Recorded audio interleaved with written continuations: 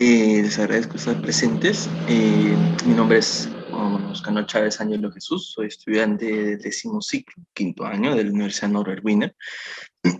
Y les vengo a traer un tema que es frecuente, que es muy común que puedas encontrar en, bueno, en nuestro futuro serum, como muchos acá de repente lo están obviamente pensando futuro, y que requerimos, por lo tanto, como serumistas, como futuros serumistas, el saber qué hacer, cómo manejarlo y obviamente también para apoyarlos en el futuro ENAM que todos vamos a llevar. El hecho de también de qué preguntas, sabiendo de parte de la etiología, qué es lo más frecuente hallar, referente también al rango de edad, porque la obstrucción intestinal es diferente dependiendo del rango de edad del grupo etario en el cual el paciente te acuda a la consulta o a la emergencia en este caso, porque la obstrucción intestinal, dependiendo de la evolución clínica y obviamente de lo que tú puedes evaluar como signos y síntomas en el paciente, puedes identificarlo como, como una obstrucción intestinal no complicada o complicada por lo tanto.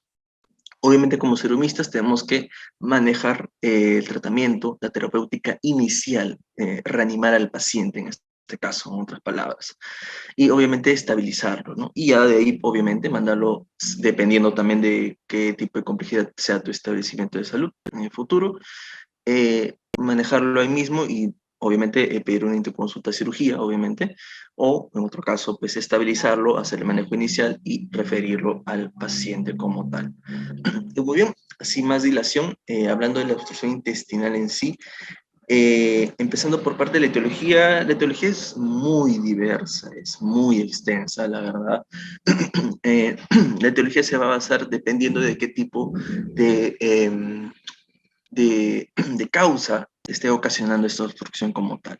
Uno, por ejemplo, son las lesiones extrínsecas, que en este caso estamos hablando del síndrome adherencial, que es en primera instancia el más frecuente y que eso es motivo de preguntas también, sea dependiendo de un examen de preguntas de curso o también del ENAM, en unos años también fue cuestión de pregunta. Las lesiones extrínsecas son, por ejemplo, si, bueno, si aquí gráfico un intestino, por ejemplo, ¿no? Un intestino delgado así, y que este intestino delgado va a estar pues comprimido o en otras palabras va a estar angosto debido a que hay una lesión extrínseca, una estructura, una causa estructural que lo va a comprimir y por lo tanto este intestino se va a hallar más comprimido obviamente de lo normal. Y esto obviamente al final de cuentas se va a evidenciar en una manifestación clínica, un cuadro clínico, que es la obstrucción intestinal. Es así que también las hernias, los búlbulos, los hachos intraabdominales también y demás, ¿no? Y obviamente en primera instancia tener que hay el antecedente de cirugía previa.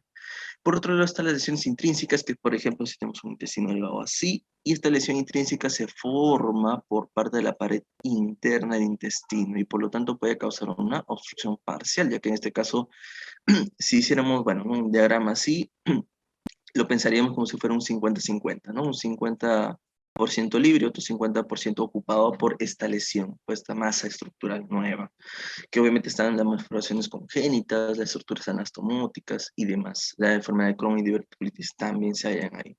Y por otro lado está la teología intraluminal, que es técnicamente en este caso podemos evidenciar algo así como tenemos un intestino aquí, pero ya no hay una masa que se forma o que se halla en la pared interna del intestino delgado, en este caso hablando, sino que es una masa nueva que se ha formado o que ha llegado y se ha obviamente obstruido en el intestino como tal. Este es como un diagrama así para tenerlo en cuenta. Este es nuestro intestino delgado y esta es la masa nueva que bueno, se ha obstruido justamente en el intestino como tal.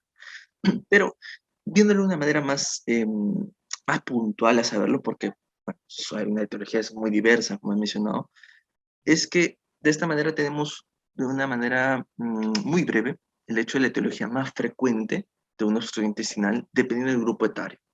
Un ejemplo, y bueno, no es, bueno, claro, este es el parte del curso de neonatología, pero obviamente no lo vamos a tomar no vamos a profundizarlo mucho, pero en recién nacido lo más frecuente de una obstrucción intestinal es una atresia. En primera instancia, la más frecuente es la atresia duodenal, del duodeno, y en segunda instancia es la atresia yeyunal. Esa es justamente, en parte, a la etiología más frecuente de una obstrucción intestinal en caso de recién nacidos. Pero en otro lado está el caso de los niños, que es la intususcepción, que de una definición así muy breve es de como decir de que tenemos un intestino, digamos así decirlo, el yeyuno. Este es el yeyuno, por ejemplo, y este es el ilion, ¿no? El que está más acá adelante. Pero lo que va a pasar es de que el yeyuno se va a introducir dentro del ilion como tal. Es así que es lo que se llama intususcepción. El niño cursa, tampoco no vamos a profundizar, obviamente. Esta es una forma muy general de ver cómo la obstrucción intestinal y para repasar también. Pero el niño refiere de repente, bueno, mejor dicho, la madre, porque la madre viene asustada, refiere que el niño ha hecho una defecación con heces con sangre, o a veces también puede ser o sea, una hematoquesia, en este caso hablando, ¿sí? Una hematoquesia, o puede venir con una melena también, por ejemplo. El niño también refiere dolor y dolor, obviamente, el dolor es algo, una clínica muy sugestiva de un cuadro agudo abdominal. Y ese es más o menos el cuadro clínico que se puede hallar en un niño, en caso de una intususcepción, por ejemplo. Pero ya en adultos hay otro tipo de frecuencia, de una etiología diferente, que en primera instancia en el intestino delgado, de una obstrucción intestinal del mismo intestino delgado, y la primera frecuencia, o sea, la etiología más frecuente es el síndrome adherencial, que es la que está a la cabeza, pero para poder definir un síndrome adherencial es que tenemos que tener un antecedente de una cirugía previa. Y por en segunda instancia, la etiología más frecuente es la hernia, que en este caso vamos a hablar de, bueno, obviamente hay un montón de tipos de hernias, femoral o crural, la Spiegel, etcétera, etcétera. Pero en este caso vamos a especificar de las hernias que son incarceradas. Es una forma de hernia, que las incarceradas son las que no se pueden reducir, son difíciles de manejar haciendo una maniobra, que es, bueno, manual, y bueno, tampoco no es el tema en la ponencia, pero eso es para tenerlo en cuenta. Es una hernia incarcerada. Y en intestino grueso, o bueno, mejor dicho, colon, la obstrucción intestinal, la etiología de una obstrucción intestinal en caso de colon, van a ser los vólvulos y las neoplasias. Entonces, si hacemos todo este diagrama en un solo diagrama, un solo gráfico, haríamos algo así como intestino delgado, y armaríamos las tres etiologías más frecuentes. Uno, la adherencia, que es el síndrome adherencial, ADH vamos a ponerlo. ¿Vale? En segunda instancia tenemos las hernias como tal. Y en tercera instancia tenemos los cánceres, las neoplasias como tal. Vamos a poner neoplasias malignas, que son el término con el cual se encuentra también en la práctica y también en la bibliografía como tal. Y en caso del intestino grueso o colon, vamos a hallar dos, que es en primera instancia los vólvulos, el vólvulo, y en segunda instancia bueno, obviamente también las neoplasias malignas. Bien, ese sería el gráfico así muy general de saber de la etiología más frecuente de una obstrucción intestinal en caso del adulto. Como mencioné, en los niños es diferente y en los recién nacidos mucho más diferente que no es frecuente, especialmente en los adultos, obviamente. Eh, pero en caso de motivos de exámenes, hay que tener en cuenta que la frecuencia, o sea, en primera instancia, es el síndrome adherencial, las llamadas bridas y adherencias. El síndrome adherencial está en la cabeza. En segunda instancia están las hernias, como tal, hernias incarceradas para recordar, especificarlos. En segunda están los vólvulos. Y en la cuarta instancia están las neoplasias malignas. Hay que tener en cuenta acá que esto sí, tengo que especificarlo porque en la bibliografía, recordar que la bibliografía que usamos, por ejemplo, en el caso de cirugía general, Schwartz, Skandalakis, también el mismo Harrison también, eh, pueden hallar una epidemiología diferente, o sea, una frecuencia en la epidemiología diferente. ¿Por qué? Hay que tener en cuenta que esos libros son basados en una epidemiología no peruana específicamente, y por lo tanto pueden hallar de que la frecuencia epidemiológica sea que la neoplasia maligna esté en el tercer puesto y el bóbulo esté en el cuarto puesto. Pero en base a algunos estudios que, bueno, lamentablemente por la pandemia no se ha podido o sea, profundizar más en los estudios, es de que en LATAM, en Latinoamérica, específicamente en toda Latinoamérica, se evidencia una epidemiología más alta de búlbulos a diferencia de las neoplasias malignas, y siendo el búlbulo justamente una etiología de la obstrucción intestinal. Y específicamente en Colombia, por ejemplo, que se han estado haciendo estudios, y justamente traje un estudio de Cauca, Colombia justamente con obstrucción intestinal, que lo veremos más adelante, pero en Colombia, por ejemplo, y específicamente en nuestra sierra peruana, se evidencia más epidemiología de vólvulos, para tenerlo en cuenta, porque se ha evidenciado de que el vólvulo teóricamente tiene otra etiología también. Tampoco no es tema de la ponencia como tal, porque el vólvulo es un tema como tal, es una entidad clínica como tal, pero para así muy brevemente saberlo, en base a los estudios se ha evidenciado de que, por ejemplo, en nuestra sierra peruana se haya lo llamado el sigma redundante. El sigma redundante es como que el sigmoides se tuerce con el mesenterio en su propio eje. Entonces, por lo tanto, en la sierra peruana se haya más predisposición a padecer vólvulo, que es una obstrucción intestinal específicamente del colon como tal, pero sigue siendo un cuadro clínico de una obstrucción intestinal. Además de eso, que teóricamente se especifica, se halla otra etiología que es el hecho por la dieta misma, ya que la dieta en la sierra peruana está constituida más de fibras, a diferencia obviamente bueno, de la costeña como tal, de la costera, que aquí consumimos más carbohidratos, más calorías específicamente debido a la comida grasosa y demás, ¿no? Pero en la sierra peruana no abunda este tipo de dieta, abunda más el hecho de comer papa, carne de res, carne de oveja, etcétera, dependiendo también de qué provincia estamos hablando, y que por lo tanto también está asociada a una dieta alta en fibras, razón por la cual también está asociado da una predisposición. No quiere decir que porque vives en la sierra, vacío si vas a padecer vólvulo, sino que te da una predisposición a padecer un vólvulo intestinal, bueno, colónico, en un futuro como tal. Y bien, este es en caso de la etiología como tal, esto para saberlo, tener muy en cuenta que el síndrome adherencial, recalco de que para sospechar un síndrome adherencial, de umbridas y adherencias, hay que tener en cuenta de un antecedente quirúrgico de cualquier tipo. Ya veremos justamente en el estudio que voy a presentar de qué tipo de cirugía podrían estar asociadas a umbridas y adherencias, que en realidad es cualquier tipo de cirugía en la cual se manipule el abdomen como tal, o mejor dicho, la zona intraabdominal como tal. Bien, entonces ya viendo la clínica como tal, en la clínica, en este caso la clínica le he puesto como para repasar también la fisiopatología y conocerla de esa manera. En la clínica va a depender de en qué rango, qué región está obstruido todo el sistema, el tubo intestinal, en este caso hablando, ya que puede estar localizado a nivel proximal la obstrucción o puede estar localizado a nivel distal.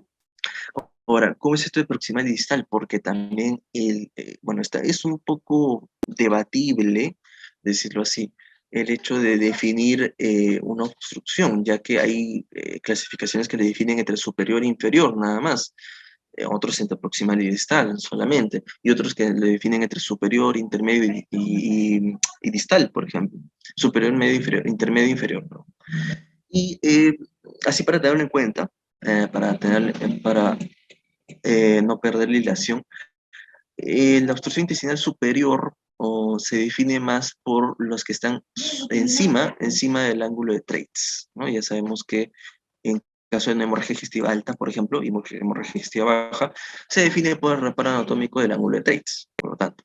Pero en este caso la obstrucción intestinal no es lo mismo, para darme cuenta, sino que la clasificación también se basa y, bueno, se relaciona justamente a lo mismo. Este es el, más o menos, uy, perdón, así, ¿no? Para tenerlo en cuenta. El ángulo de Treitz, por encima del ángulo de Treitz, para evidenciar una obstrucción superior, como en la clasificación de los se identifican como tal. En la media o intermedia, se identifica entre el ángulo de Treitz como tal, entre el ángulo de Treitz y la válvula iliocecal. Y por último, obviamente, en la inferior, bueno, finalmente en la inferior es ya de la válvula iliocecal hasta el recto como tal. Ya de la válvula iliocecal hasta el recto. Esa es una de las clasificaciones que se definen para una obstrucción intestinal, pero de una manera más fácil de entenderlo, de entender la clínica del paciente, vamos a definirlo entre proximal y distal. La proximal va a depender también de si vamos a necesitar el reparo anatómico de, la, de la ampolla de Vater. Vamos a necesitar como reparo anatómico para no perdernos en la región anatómica, la ampolla de Vater, como ya sabemos, en la segunda porción del duodeno. Y distal, pues, por debajo de la ampolla de Vater como tal. Debajo de la ampolla. Muy bien, entonces, en la clínica como tal, el dolor abdominal se presente dependiendo si sea proximal o distal y de igual manera. Lo peculiar o las características de este dolor es que es un dolor tipo cólico y es intermitente. ¿Por qué intermitente? Ya que debido al tener una obstrucción, nosotros tenemos el intestino así, más o menos, y en este caso hay una obstrucción mecánica, ¿no? Hay, por ejemplo, aquí un besoar, por ejemplo. Un cuerpo extraño, en otras palabras. Entonces, por lo tanto, lo que va a pasar es que, como sabemos, en fisiología sabemos de que hay un peristaltismo, y el peristaltismo es meramente constante y progresivo. Y obviamente es unidireccional, no es bidireccional, ni tampoco es retrógrado, como tal, eso sería anómalo. Entonces, obviamente, al haber esta obstrucción, no deja que el contenido intestinal llegue a pasar, obviamente. Y por lo tanto, el peristaltismo, estos movimientos intestinales chocan con justamente esta obstrucción. Y obviamente, como bueno, nuestro organismo trata, así igual como cuando sustancias, por así decirlo, extrañas o que puedan causar una alergia en cualquier paciente, como por ejemplo el polvo, cuando nosotros respiramos, bueno, la reacción fisiológica normal es que tosas o de que estornudes, porque trata de expulsar justamente estos cuerpos extraños. Y lo mismo con el intestino. El intestino va a tratar de empujar esta obstrucción, esta pequeña obstrucción que lo está ocasionando, en este caso, un cuerpo extraño, para poder liberar y que el contenido intestinal pueda pasar. Pero obviamente al no poder, eh, hay dolor en el paciente. ¿Por qué? Porque es como que el peristaltismo choca en esta instrucción y no puede pasar y pues se detiene. Y hasta puede haber un peristaltismo retrógrado. Se regresa este movimiento intestinal como tal. Y por lo tanto el paciente refiere un dolor intermitente, que a veces viene, a veces se va, a veces luego de media hora no duele, pero luego duele, comienza a doler como un tipo cólico. ¿Y eso por qué? Porque está asociado justamente al peristaltismo como tal. Ese dolor intermitente es debido al peristaltismo.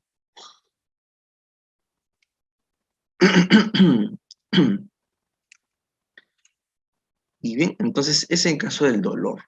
En caso de los vómitos, si es proximal, son más precoces y en caso de un distal son más tardíos. Y son, lo más peculiar es de que cuando son, cuando la obstrucción es a nivel distal, que por ejemplo, en caso, hagamos un diagrama así para entenderlo, nosotros tenemos, a ver, más o menos así y así. Más o menos, este es el píloro.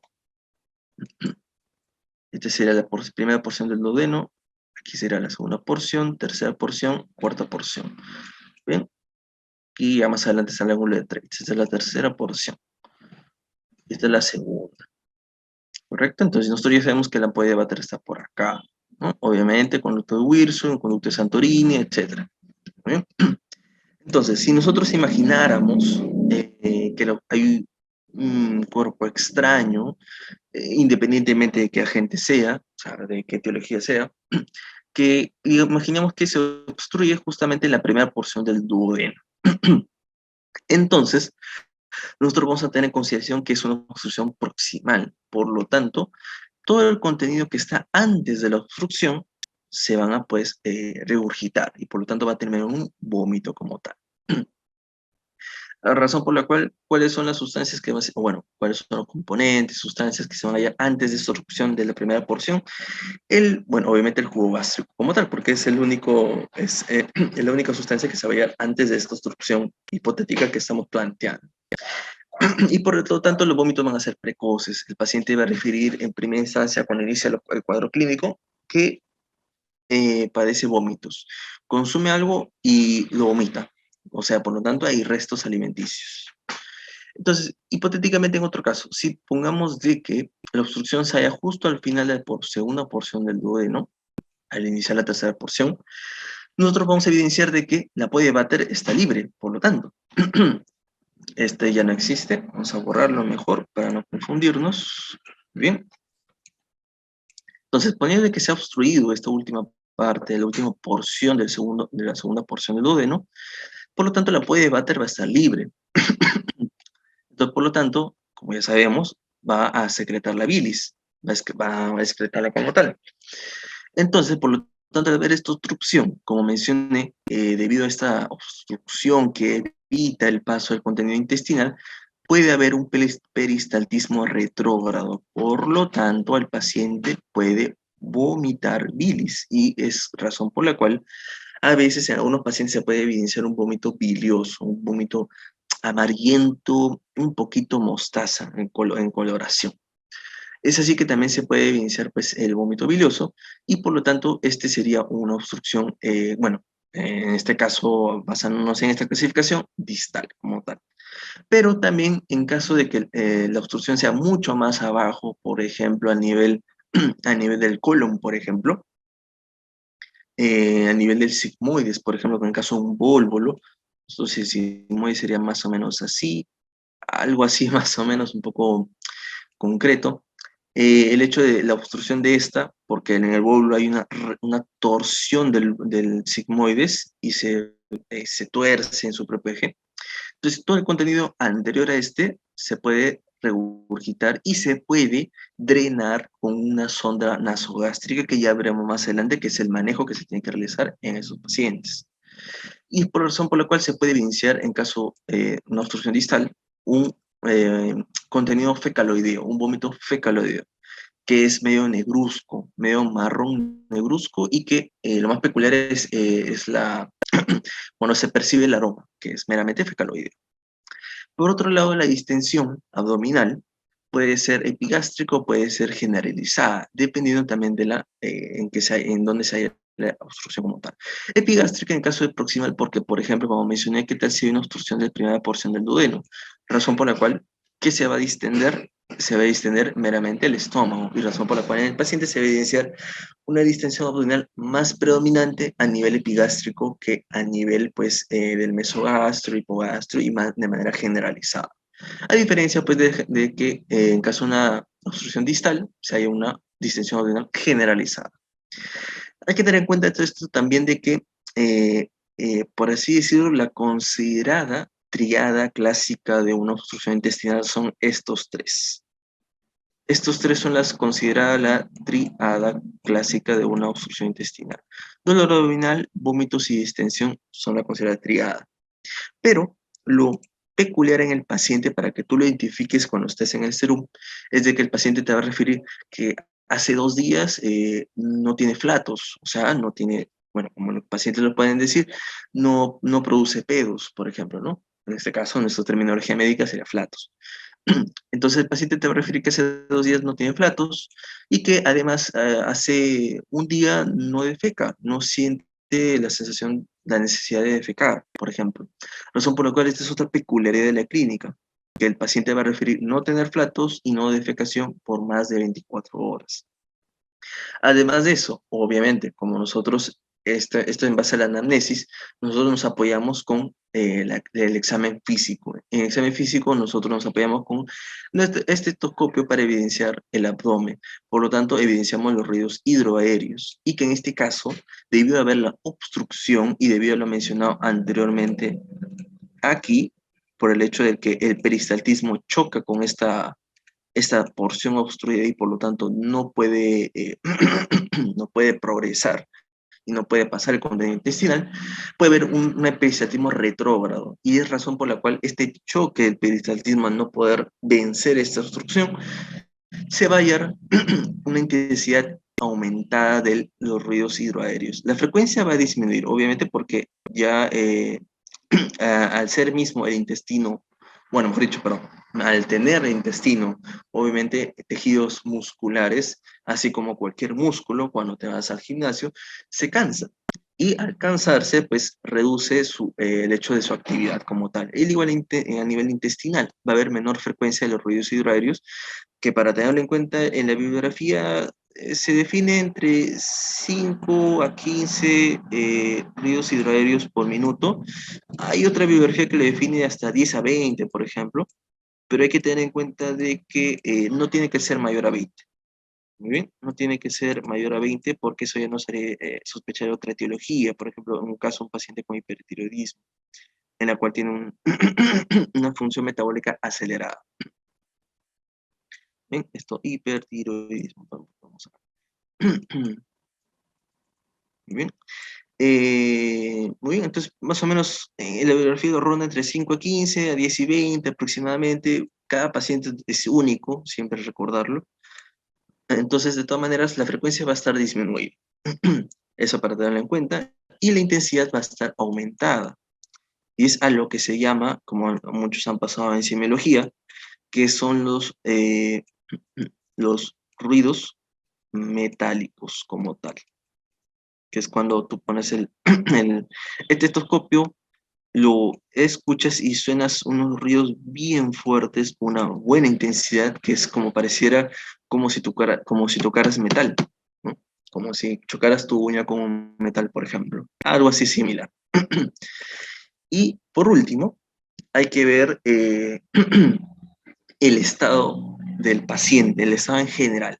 Todo esto, hasta este punto, estamos hablando de la fisiopatología, de la anamnesis y del examen físico, pero tenemos que apoyarnos justamente también con los exámenes auxiliares, que en este caso es laboratorio.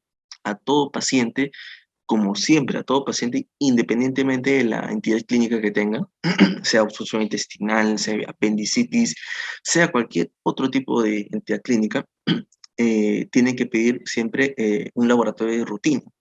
¿Cuál es el laboratorio de rutina? Ya sabemos que es el hemograma, perfil renal, perfil hepático, serie blanca, serie roja, serie amarilla, etc.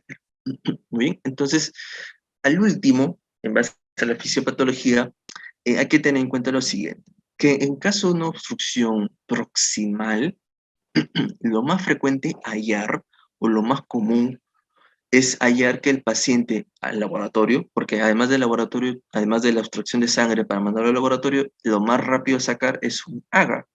En eso tú como serumista lo realizas o le pides ayuda a la enfermera, a la licenciada que lo realice mientras tú extraes la otra muestra de sangre para el laboratorio, por ejemplo. Y el AGA sale al toque, ¿no? Esperando que también tengan AGA en el establecimiento también, ¿no? Que bueno, es algo algo rápido de hacer, se manda la muestra, se centrifuga, etcétera, y sale el valor. Entonces, con apoyo de, de estos dos exámenes auxiliares, vamos a evidenciar si el paciente, en caso de una obstrucción proximal, lo más frecuente a hallar es que se haya una alcalosis metabólica con una hipocalemia y una hipocloremia.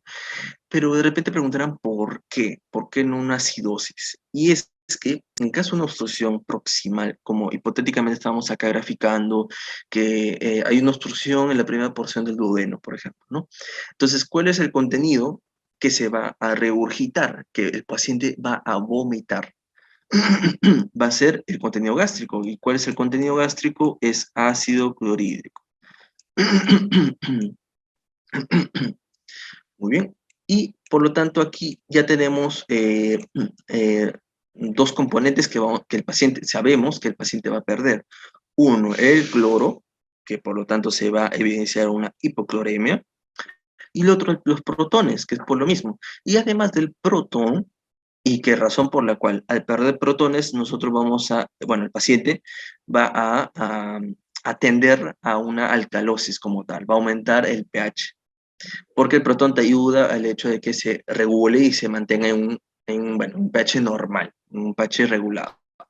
Pero además del protón es que hay otro componente, otro electrolito que va muy de la mano justamente con el protón, que es el potasio, porque el potasio también tiene su misma estructura química como tal, razón por la cual el paciente con una obstrucción proximal lo más frecuente a hallar es una hipocalemia, una hipocloremia y al final una alcalosis metabólica. Que esto, obviamente, al evidenciar esto en laboratorio, ya sabemos que el paciente está grave, no es normal, el paciente en este tipo a esta severidad, no tendríamos que definir al paciente como una obstrucción leve. Ya tenemos que hacer otro tipo de manejo mucho más rápido y por último, obviamente, desobstruir, que esa es la idea justamente para remitir el cuadro clínico como tal. Y por otro lado, si hubiera una obstrucción distal, en la obstrucción distal vamos a tener en cuenta lo siguiente. Debido a que, por ejemplo, este sería el yeyuno, así hipotéticamente, y la obstrucción como tal. Pero al ser una obstrucción más distal, no hay no es frecuente los vómitos. Como mencioné, los vómitos son más tardíos en caso de una obstrucción distal. Razón por la cual aquí en el intestino, antes de la obstrucción, lo que va a pasar es que se va a dilatar el intestino. Y además de eso, el peristaltismo va a estar disminuido. Y razón por la cual aquí se va a emposar, así de una manera coloquialmente hablando, emposar líquido intestinal. Este contenido intestinal más el líquido intestinal va a causar, y además la dilatación intestinal va a causar una pérdida de agua por parte del intestino. Y como sabemos, en química biofísica sabemos que el sodio, y mejor dicho, el sodio y el agua siempre van de la mano. Un aproximado de un sodio es igual a 9 moléculas de agua, por ejemplo, aproximadamente. Razón por la cual al haber la pérdida de agua, y al mismo hecho porque el intestino, bueno, tiene también como función resolver el sodio y el agua, pues todo se va a excretar, pues obviamente a secretar, mejor dicho, a secretar por el intestino delgado, en esta zona que está obstruida y en donde se está, coloquialmente hablando, emposando este líquido intestinal, razón por la cual se, se produce una hiponatremia. Y al haber una hiponatremia y al haber la pérdida de líquidos, vamos a evidenciar finalmente una acidosis metabólica.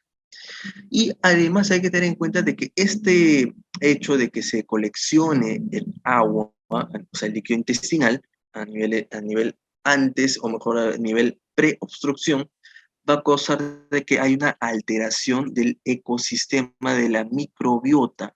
Nosotros sabemos que hay una microbiota normal, que es parte de nuestro microbioma humano, pero al alterarse justamente su ecosistema, que va a ser o sea, ¿por qué? Porque vamos a tener un intestino dilatado, ya hay una alteración del ecosistema. Va a haber un aumento de líquido intestinal, otra alteración. Va a haber pérdida de líquido y pérdida de sodio, otra alteración. Razón por la cual van a ver que la microbiota, bueno, se va a alterar y por lo tanto van a sobreproducirse mayor microbiota. Y obviamente, como sabemos, al haber una microbiota alterada y con sobreproducción, va a causar finalmente que esta microbiota ya no sea normal, ya no sea fisiológica, sino se convierta en patógena. Razón por la cual los patógenos, bueno, ya en este caso, patógenos hablando, lo más frecuentes son la Klebsiella, por ejemplo, más la E. coli, no podía faltar porque estamos hablando a nivel intestinal, Y ahí en la bibliografía se menciona que también el Streptococo fecalis también. Faecalis, como se menciona. Muy bien, entonces todo este diagrama es en base a la fisiopatología y al cuadro clínico que el paciente te va a referir justamente en la emergencia, porque lo más probable es que el paciente te venga, a ver, hipotéticamente un paciente de 50 años que bueno, se le realizó una apendicectomía hace 10 años, por ejemplo, y el paciente refiere que hace 3 días está vomitando y refiere que no tiene flatos, no produce pedos.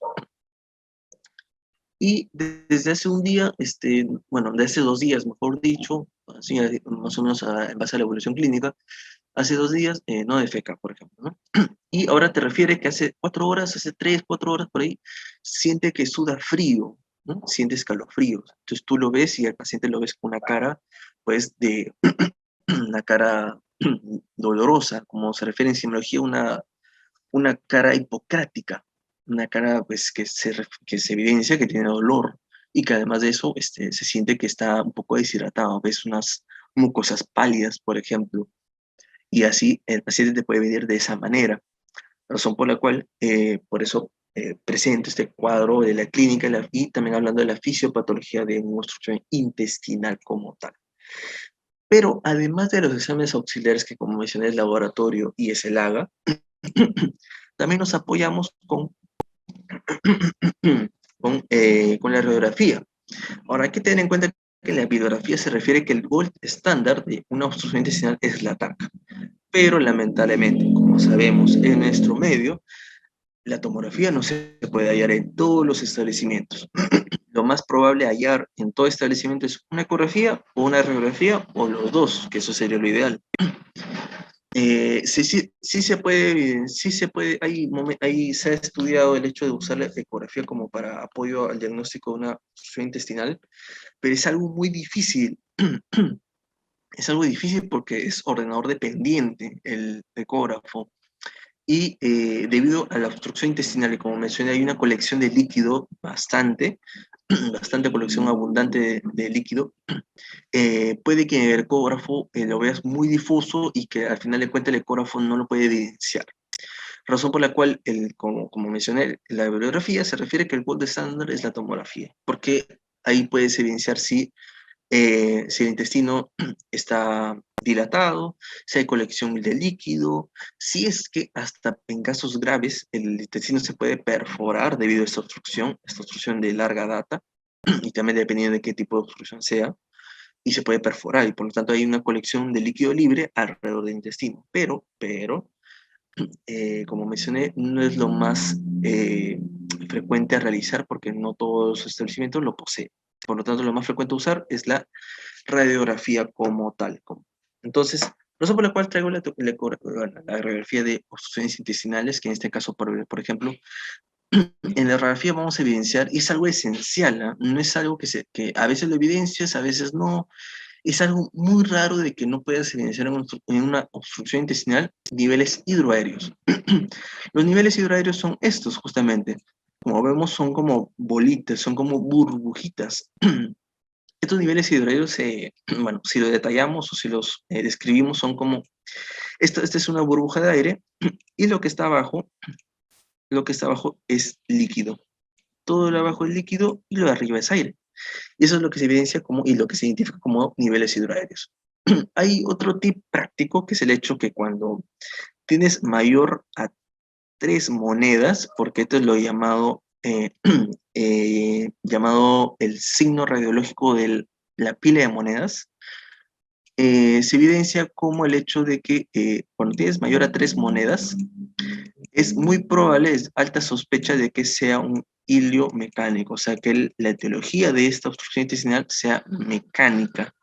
¿Cómo es ese hilio mecánico? Todo tipo de etiología que cause que el intestino, que es un intestino normal, hipotéticamente hablando, y que mecánicamente haya un objeto extraño, hay un cuerpo extraño, que lo obstruye mecánicamente como tal.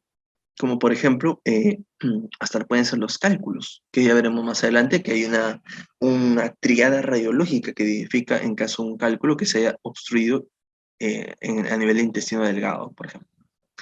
Por otro lado, esta es otra radiografía en la cual se evidencia, pues, aquí vemos justamente en la flecha lo marca, esta hilera de burbujitas, por así decirlo, que esta hilera de burbujas tiene una orientación medio vertical y oblicua, y que bueno, son pequeñas cantidades de aire, son chiquititas, eh, y que son, bueno, como tal, son aire, son, bueno, son pequeñas burbujas de aire atrapado en las válvulas conniventes del intestino delgado. Como recordarán en anatomía, si dibujamos acá en intestino delgado, el intestino delgado posee los llamados pliegues transversales, que son, bueno, tienen una separación bien pequeña, y que estas válvulas, bueno, ayudan justamente al peristáltimo también al movimiento intestinal como tal. Y estas pliegues transversales son los llamados válvulas conniventes de Klerkregg, razón por la cual algún otro patrón radiológico es de que se puede evidenciar lo mismo, este mismo, que es el llamado signo radiológico del rosario o del collar de perlas. Lamentablemente, este signo radiológico no es muy frecuente a evidenciarlo, lo más frecuente es hallarlo de la izquierda, sin niveles hidroaéreos bien remarcados, bien destacables, porque como sabemos, bueno, hay otro signo que no es radiológico, pero que es ecográfico, que es en ginecología, que es el signo de rosario o el signo de collar de perlas, que es cuando le haces una ecografía transvaginal a la paciente y que evidencias un ovario y que evidencias justamente el collarcito de perlas, ¿no? El rosario en caso de el ovario, por ejemplo, ¿no? Que es muy sugestivo, es totalmente sugestivo de una sopa, ¿no? Un síndrome ovario poliquístico, por ejemplo, ¿no? Igual lo traje para tener en cuenta de que los niveles hidroaéreos, sean grandes, sean pequeños, sí o sí se van a evidenciar en la radiología, en la radiografía abdominal como tal del paciente. Y este es justamente el signo radiológico, como mencioné, que es el pilar de moneda, ¿no? El signo de pilar de monedas, en el cual se evidencia, pues, bueno, justamente dilataciones, que son dilataciones interasas, debido a que hay, pues, niveles hidroaéreos en todo el intestino delgado. Debido a que hay una obstrucción posiblemente distal, ¿no? En este caso se ven pilas, mejor con rojito, ¿no? Pilas de monedas así, así, ¿no? Se apilan las monedas como tal, ¿no? Esto es totalmente sugestivo y si lo evidencias, hasta puedes evidenciar solo esta porción, por ejemplo, ¿no? Y esta abajo no se ve medio difusa, se ve medio radiolúcida, pero esto ya te hace sugestivo una obstrucción intestinal como tal. Y pues esta es justamente eh, la llamada triada, uy, triada de Rigler, la triada de Rigler. La triada de Rigler es una obstrucción intestinal debido a un cálculo biliar como tal, ¿no? Que viene de la vesícula. Hay que sospecharlo en todo paciente, que además la triada de Rigler es llamada el hilio biliar. En caso de un hilo biliar, el ATRL es justamente el signo radiológico. Muy bien, en la cual vamos a hallar, bueno, tres características. Uno, vamos a evidenciar aerobilia, o en otras palabras hay el término llamado de neumobilia. Otro, los signos radiológicos de una obstrucción intestinal. Acá vemos justamente pilas de monedas, medio difuso, pero sí se evidencian. Y por último vemos el cálculo biliar ectópico, que no debería estar acá obviamente y que debería estar en la vesícula. Esto hay que sospecharlo en todo paciente, especialmente en mujer, porque las mujeres son las que más frecuentemente, epidemiológicamente hablando, padecen de vesícula biliar. Hay que sospecharlo en todo paciente de que tenga antecedente de vesícula biliar, colelitiasis, litiasis biliar, en otras palabras, de larga data, o sea, más de 5 años. ¿Por qué tener en cuenta de que porque evidencias a una paciente, tampoco no es el tema de la ponencia, pero bueno, tenganlo en cuenta, de que a toda paciente que le evidencies cálculos en la vesícula, no quiere decir directamente, pues, cirugía, ¿no? Una colectomía. No quiere decir eso. Hay manejos, bueno, eso es otro tema, pero hay manejos de cómo se tiene que realizar, ¿no? porque una paciente puede simplemente convivir con sus cálculos, con una dieta balanceada y demás, con el mismo manejo nutricional como tal. Pero hay pacientes que en los cuales la vesícula biliar, al tener cálculos dentro, se pueden formar la llamada fístula biliar, una fístula entre la vesícula y el intestino delgado. Hay otros tipos de fístula también, pero la más frecuente es la fístula bilioentérica. ¿Y qué pasa con esta fístula? Pues los cálculos que se van a hallar en la vesícula, pues van, bueno, los de menor tamaño, claro, van a poder pasar, y dependiendo también del diámetro de la fístula, van a poder pasar al intestino delgado. La fístula se puede comunicar a nivel de la primera porción del duodeno, también de la segunda porción, por ejemplo. Y el cálculo va a pasar, pero obviamente, como nosotros tenemos una válvula iliocecal justamente antes del ciego, y en la porción del ilion terminal, pues se va a obstruir porque no va a poder pasar la válvula como tal. Y al final de cuentas tenemos un cuadro clínico de una obstrucción intestinal, finalmente, pero por otra etiología, que es en este caso el hilo biliar, por ejemplo. Este es el caso de una tomografía. Este es el signo del remolino, como mencioné. La tomografía, bueno, obviamente si se posee, lo puedes realizar la tomografía, pero hay que tener en cuenta que no a todo paciente hay que realizar la tomografía en caso de sospechar una obstrucción intestinal, porque se le monitoriza al paciente luego de sustruir bueno, de sustruirlo, luego de remitir la obstrucción intestinal, se le hace una monitorización, o sea, se le hace un control al paciente con, con el mismo examen de imágenes que se le ha realizado. Por ejemplo, si le has hecho en primera instancia una tomografía, entonces se le manda, bueno, dependiendo también de qué gravedad tenga, se desobstruye y finalmente, luego de esa obstrucción, 1 hora después, 2 horas después, dependiendo de la clínica del paciente, se vuelve a hacer otro tipo de imagen del mismo tipo. En este caso, si le realiza tomografía, le vuelve a hacer una tomografía. Y como sabemos, la tomografía bueno, conlleva una gran exposición de radiación, a diferencia de la radiografía, que a pesar que sí, expone también radiación, pero en menor cantidad. Razón por la cual justamente, bueno, obviamente la radiografía es la más usada, es la como digo, más frecuente hallarla en tu establecimiento como tal. Este signo de remolino se halla cuando en caso de un bulbo intestinal como tal, ¿no? Acá justamente se evidencia como un remolinito. Esta es la misma imagen, en otras palabras, y se ve mucho mejor. Se ve un remolino. ¿Qué sucede aquí? Como mencioné, el bulbo es una torsión de esta estructura por su propio eje. Entonces, al haber esta torsión, se evidencia en la tomografía como tal, como es un corte axial, un corte transversal, se evidencia pues un remolino, que en la cual hay se evidencia una distorsión vascular también, obviamente porque el mesenterio también tiene su vascularización, y la estructura misma del colon como tal o del intestino delgado también tiene su propia vascularización, pues se distorsiona y por lo tanto los vasos y también el mesenterio bueno, se forman así como si fuera un remolino como tal. Y este es, bueno, el signo clásico, muy evidente de un grano de café, que este se evidencia que lo vamos a evidenciar en un búlbulo intestinal. Bueno, mejor así, no hay color marrón, ¿no? El signo del grano del café como tal. Esto es muy sugerente, pues, de un búlbulo intestinal, es totalmente,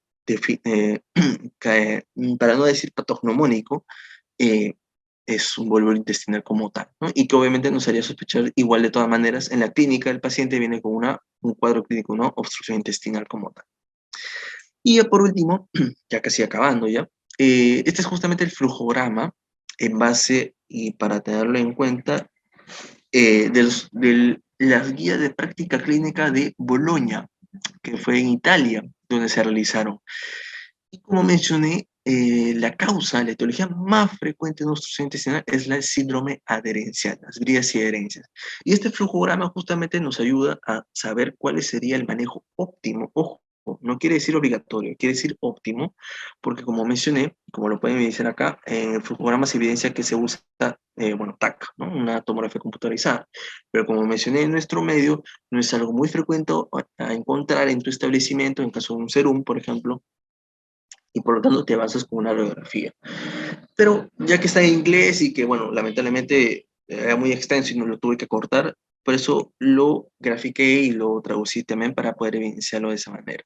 Razón por la cual en este criterios de Boloña, o sea, en la guía para tenerlo en cuenta, se escribe Bologna. Se evidencia justamente cuál sería el manejo más óptimo en caso de una obstrucción intestinal por síndrome adherencial. Bien, entonces en primera instancia tenemos, y vamos a ver acá, una evaluación inicial, ya sabemos que es una anamnesis, la historia clínica como tal, y el examen físico. Entonces, gracias a la anamnesis del examen físico podemos sospechar, ¿es un síndrome herencial? Ok, sí lo es, si sospechamos totalmente que es un síndrome herencial, porque el paciente refiere que una cirugía hace 10 años, hace 5 años, etcétera. Hay que evidenciar si es una emergencia quirúrgica. ¿Cómo saber que es una emergencia quirúrgica? Se puede evidenciar con las imágenes. En las imágenes vamos a evidenciar una isquemia, por ejemplo. Podemos evidenciar líquido libre. Entonces, en caso de esta emergencia quirúrgica se evidencia, bueno, pero para evidenciar o para sospechar una emergencia quirúrgica, uno, obviamente, nosotros nos apoyamos con la clínica. El paciente puede venir con fiebre, puede venir con signos de peritonitis, por ejemplo. Eso ya no sería sospechar una emergencia quirúrgica. Pero además de eso nos apoyamos con imágenes. En la imagen podemos evidenciar un esquema intestinal o líquido libre, que eso ya no sería sospechar una perforación, obviamente. Perforación intestinal. Y obviamente, eh, si la emergencia quirúrgica es, o sea, es sugerente y es positiva de que sí, es una emergencia quirúrgica, entonces pasamos a un manejo no quirúrgico, que bueno, en flujograma se escribe como falla del manejo no quirúrgico. Muy bien, pero volviendo y para no irnos tan adelante, es que si es que no sospechamos un síndrome adherencial, no lo sospechamos, bueno, en base, como mencioné, a la guía esta, se menciona que tenemos que realizarnos un TAC más contraste. Por otro lado, si es una emergencia quirúrgica, pero es inseguro en base a lo que tú has evidenciado en la clínica, en la anesis, nos apoyamos con la TAC y contraste. Y luego el ataque y contraste evidenciamos si es que, ok, entonces, si hicimos el ataque y contraste, no hay sospecha de gravedad, ¿no? No grave. Entonces podemos hacer un manejo no quirúrgico. ¿Cuál es el manejo no quirúrgico? NPO, nada por vía oral, obviamente, no se alimentarlo si el paciente está obstruido por el momento. Fluidoterapia endovenosa y sonda nasogástrica, bueno, este es otro que no se usa acá mucho en Perú, pero es como un tubo largo intestinal, ¿no? Pero el sonda nasogástrica es el que más se usa acá. Pero en caso de que sí sea grave, pues nos pasamos para la derecha, ¿no? Si es grave, correcto. La ataque más contraste nos evidenció que sí, hay líquido libre, hay isquemia, etc. Ok, entonces manejo no quirúrgico. Para el falla del manejo no quirúrgico tenemos que evidenciar que hay una obstrucción persistente mayor a 72 horas, un volumen de drenaje mayor a 500 mililitros al tercer día, o sea, quiere decir que hay líquido todavía, hay una colección de líquido libre, perdón, una colección de líquido intestinal aún, y si hay signos de peritonitis o isquemia, exacerbación del olor, PCR 75 más de mayor a 75, leucocitosis, líquido libre intraperitoneal, etc. ¿Cómo es esto de volumen de drenaje? ¿No? Para así rápidamente saberlo, es que en la zona nasogástrica hay tipos de volumen de drenaje que son los llamados débito, que es el débito como tal. ¿Bien? Para definir un débito bajo, con B, es que tiene que ser menor a 200 mililitros. Uy, perdón, 200 mililitros. Un débito moderado se va a ir entre 200 y 500 aproximadamente. Y el débito alto, cuando hay una alta colección de líquido a nivel intestinal, es evidenciado cuando hay pues, mayor o igual a 500 mililitros. ¿Okay? Entonces, en este caso, un volumen de drenaje mayor a 500, ahí haríamos, en caso de una zona nasogástrica, obviamente, cuando lo drenas, un débito alto, lo cual nos haría sospechar de que sí hay una gravedad en el paciente. Y por último, obviamente, bueno, obviamente al realizar un manejo no quirúrgico, pues pasamos directamente, porque el paciente está grave, a una exploración quirúrgica que se basa en la paratomía exploratoria como tal. Aquí en la flujograma se define como la paroscopía, bueno, es otro manejo, como mencioné, es un criterio de Bologna que es en Italia, depende mucho también de su la epidemiología allá. Acá se define que para hacer para la paroscopía en caso de este tipo de obstrucción intestinal se tiene que tener suficiente experiencia y seguridad de hallar una sola banda adherencial. Como mencioné, esto es en caso de una obstrucción por síndrome adherencial, de bridas y adherencias.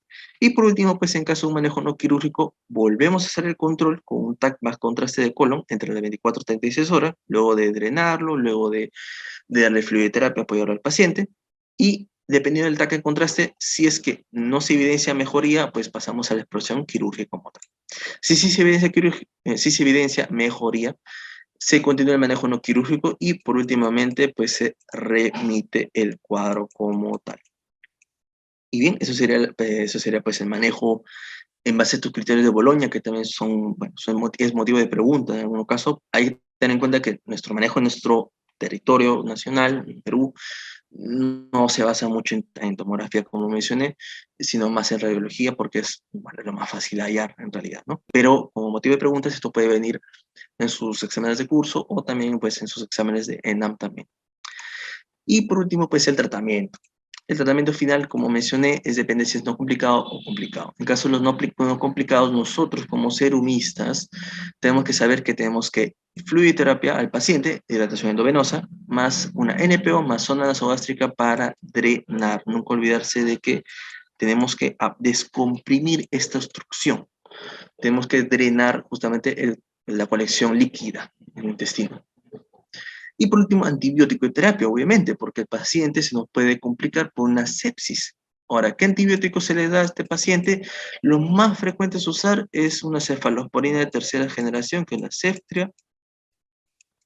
Como mencioné, los patógenos que son más asociados justamente, o mejor dicho, que se hallan con mayor sobreproducción en esta obstrucción intestinal, son la Klebsiella, son la E. coli y el Staphylococcus faecalis, en caso de, como refiere la bibliografía. Y en este caso se da Ceftria para los gram negativos y se da metronidazol para apoyar a los anaerobios y anaerobios, bueno, anaerobios como tal. Pero también en la práctica, en vez de Ceftria, se puede utilizar también clindamicina, también, por ejemplo, una lincosamida. Bien, ese es en caso del tratamiento, la antibiótico terapia.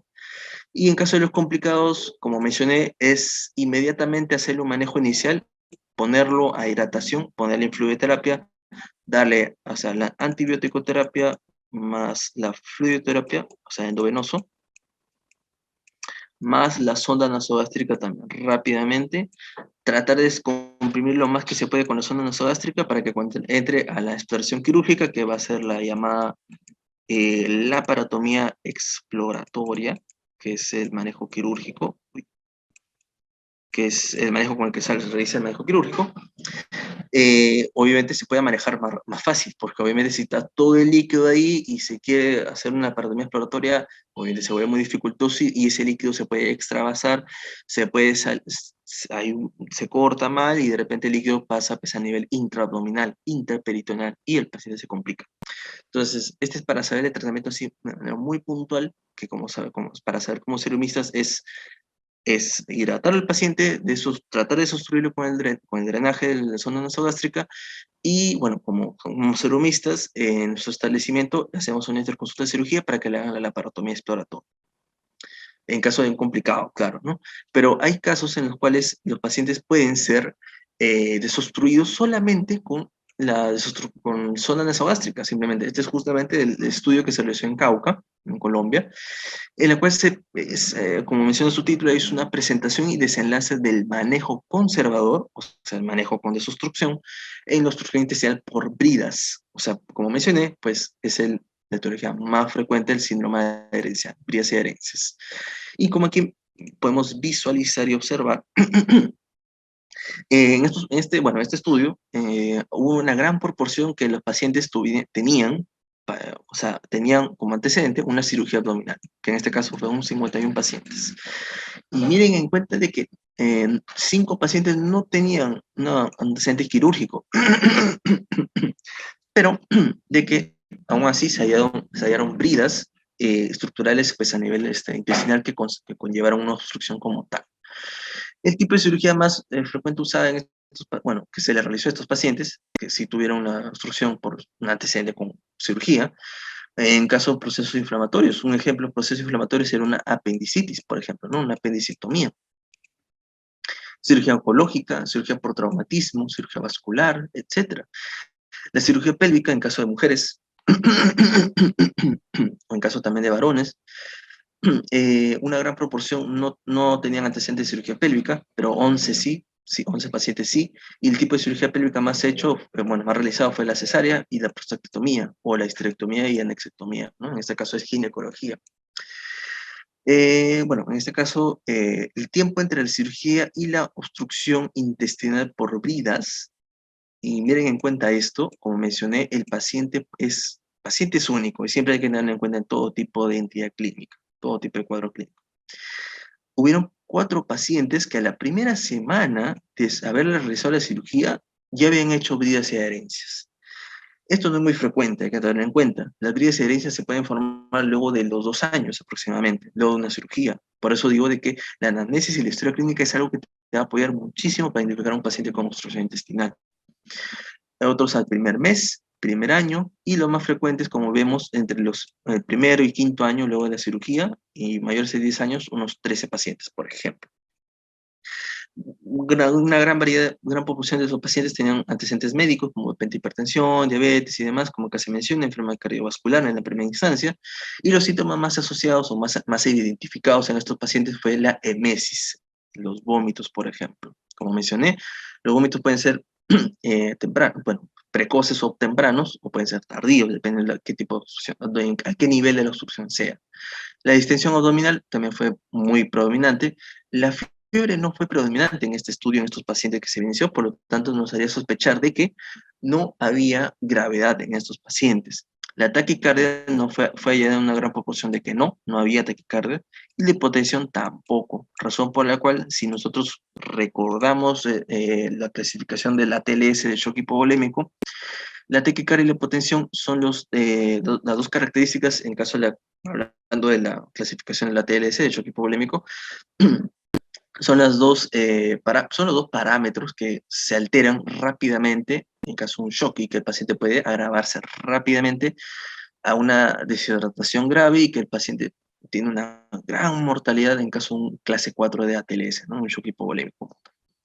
La ausencia de deposición, bueno, en este caso también flatos, se evidenció una gran proporción de los pacientes, y el tiempo entre los síntomas y la consulta fue de, por ejemplo, la más frecuente fue de que los pacientes venían luego de 24 horas de evolución clínica.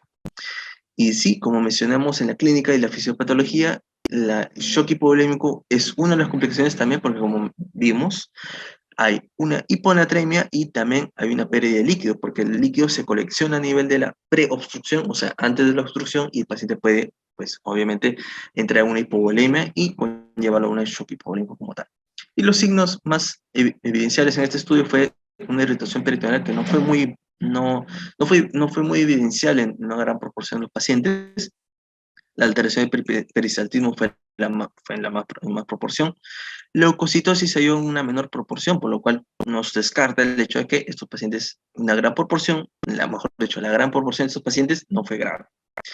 Niveles hidrohidrosis de radiografía, sí y no, por ejemplo, pero lo más frecuente serían los que sí, o sea, se evidencian claramente como mostramos en la radiografía. La ausencia de área distal en la radiografía abdominal no se evidenció mucho, y los trastornos hidroelectrolíticos no se evidenciaron tampoco mucho en este estudio justamente en Cauca.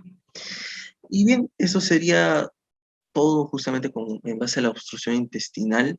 Es una entidad clínica muy frecuente, y como mencioné, el manejo es justamente que he mostrado y que tenemos que saber como serumistas, bueno, como futuros serumistas, como ver qué vamos a hacer, internos también, porque ya cuando estamos, bueno, obviamente cuando estamos en residentado, en especialidad, ya obviamente tú puedes ser el que realice la laparotomía exploratoria, pero hasta el momento como tal tenemos que optar por, pues, saber el manejo de estos pacientes rápidamente para poder apoyarlos y que obviamente no terminemos bueno, no terminemos en mayores complicaciones con estos pacientes.